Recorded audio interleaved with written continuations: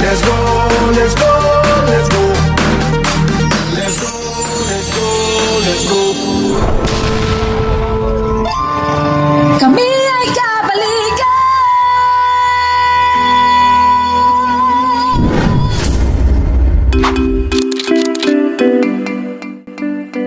Creation of Barangay Task Force to End Communist Armed Conflict, BTF-LCAC.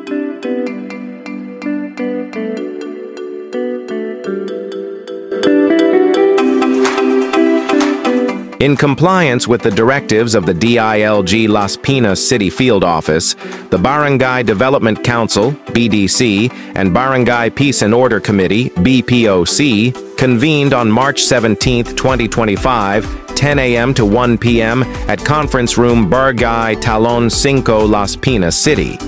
Kagawad Tisoy commented on the importance of the family in helping on how to end the recruitment on local community to join the communist group by empowering family values. Kapag kasi ang isang pamilya talagang masigla, malapit sila sa Diyos, so malayo sila na kukontra ko naman yung panukala ng ating pamahalaan. Sabi niya rin Kagawad Chua, kung may bibigay natin yung tamang programa sa ating mga constituent, sa ating mga mayan, so walang mag-aaklas, di ba? Ano dahilan para sumama ka pa doon sa nagre-rebelde? No, kung may bibigay naman mula national, hanggang local, hanggang barangay, may itawid natin ng maayos yung ating mga programa at nang hindi sila may kaya na sumama sa makakaliwang grupo. Ruru Castillon, the Undersecretary of Kabalikitnet International Association Incorporated, as the representative of the founding chairman national president of Kabalikitnet International Association Incorporated, supported the idea of family-focused activities to help and create in maintaining peace and order as barangay-based program by doing information drive, and the after effect or the consequences will happen if our this locale will join the communist group. Hindi nga po sa grupo ng Kabalikan International Association Incorporated bilang undersecretary po na pinadala dito. Gusto ko pong ipaalam sa lahat na suportado po namin ang lahat ng alikhain po ng barangay, lalong-lalo po nakapokus po sa peace and order. And pangalawa, higit sa lahat, kami po ay isang considered as NGO na nakasuporta din po sa bilang police force multiplier. So lahat ng activity po ng ating kapulisan ay sinuportahan po namin. Ang gusto ko lang pong komento dito, dahil nagkaroon po tayo ng ganitong pagkukundi, is that end local communist armed group. Suportahan ko po yung sinasabi ni Kagawad Tisoy na nag-umpisa sa family. Pag intact yung values ng family, hindi kahit anumang pag-iinganyo sa lahat sa labas ng kung anumang negatibo. Kasi we have to consider family is the smallest unit of the society. And family po, nag-uumpisa ang values. Kung may values po ang family natin, maganda yung values.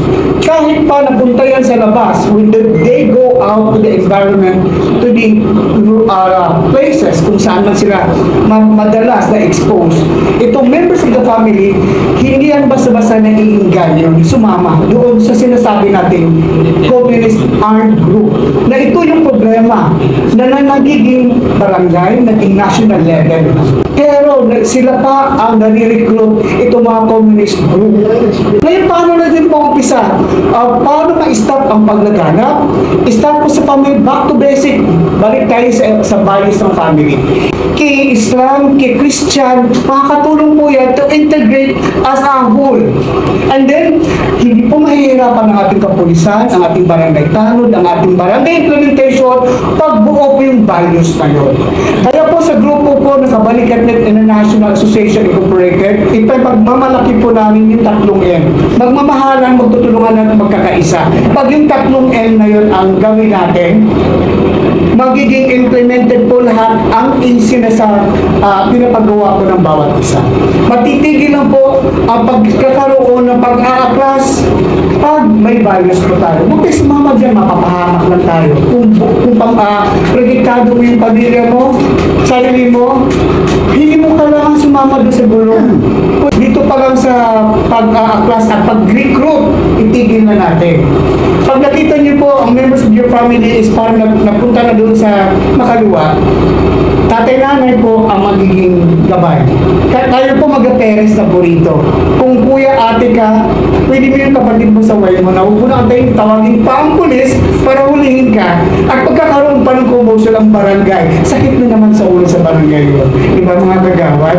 At gusto ko rin pong alam sa inyo na may mga depressed area na agad-agad kagawad na pumupunta isa na barangay tanod kasi wala na pong tayo ang tanod, ang dami pong iniintindi peace and order na ginagawa. With this pagtulong-tulong, matitigil natin yung paglaganap ng mga masasamang loob. Maraming salamat po. Kasama po rin dito yung matagal na po natin partner sa Peace and Order, si Mr. Haji Ibni Baraka, na kung saan siya po yung chairman ng Kabalikat Net International. Okay, we acknowledge po yung representation ni Chairman Haji Baraka ay si Ruro Castillo. Tama po ba? Okay.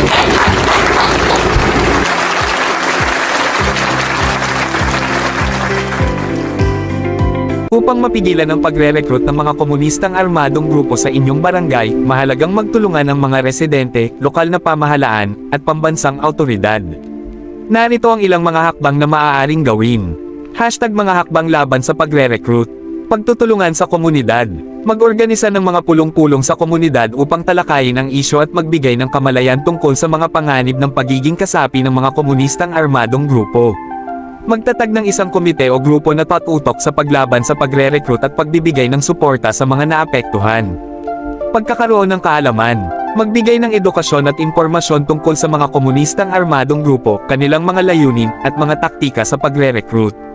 Magbigay ng alternatibong oportunidad sa kabataan at mga nangangailangan, tulad ng mga programa sa edukasyon, pagbubuo ng kasanayan, at pagkakaroon ng trabaho.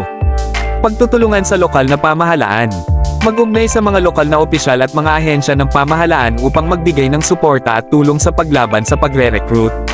Magbigay ng mga programa at serbisyo na tutugon sa mga pangangailangan ng komunidad at maiwasan ang pagiging kasapi ng mga komunistang armadong grupo.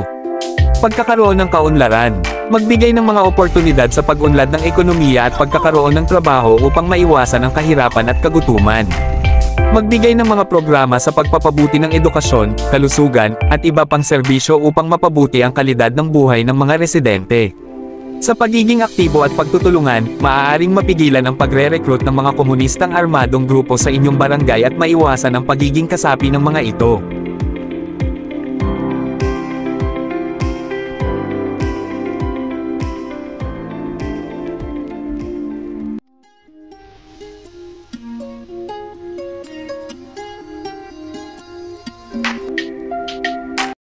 Don't forget to like, make a comment down below, share and subscribe as well.